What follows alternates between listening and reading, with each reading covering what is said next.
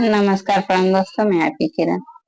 अनारे घर ने लाल भैला सगर ओ जियार कैला सगर ओ जियार कैला हो।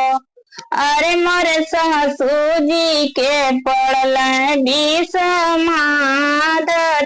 सुपवा चोराई दिहली हो।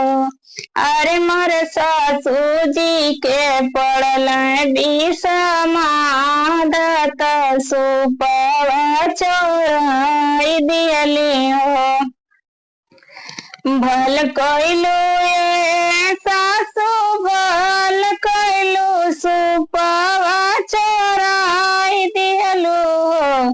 ए सासू नैहर से सुपवा मंगाइले लालन के सुताइले हो। सासू नैहर से सुपवा मंगाइले लालन के सुताइले हो। अनारे घर में लाल भैला सगरो जियार कैला सगरो जियार कैला हो। अरे मोर जेठन रानी के पड़ल विषमादत छुड़िया चोराई दियली हो। भल कैलू ए जेठन भल कैलू छुड़िया चोराई दियलू हो। ए जेठन बीराना से छुड़िया मंगाइले बनारवा छिनाइले हो।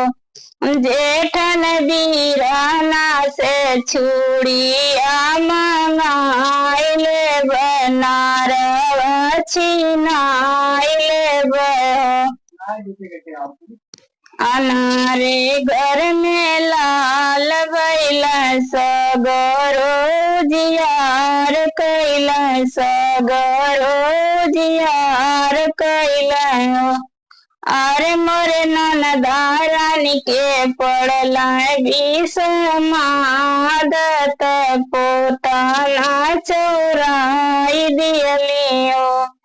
भल कैलू ए ननदा भल कैलू पोताना चोराई दियलू हो।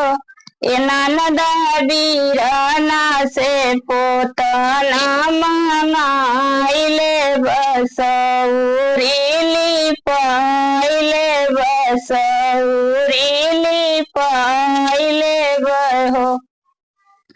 अनारे घर में लाल भैला सगरो जियार कैला सगरो जियार कैला हो।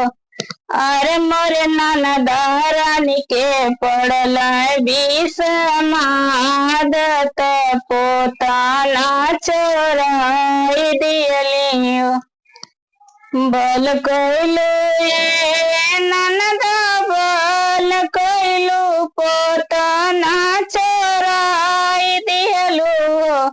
ननदा बीराना से पोताना मंगाइले बसौरी लिपाइले हो।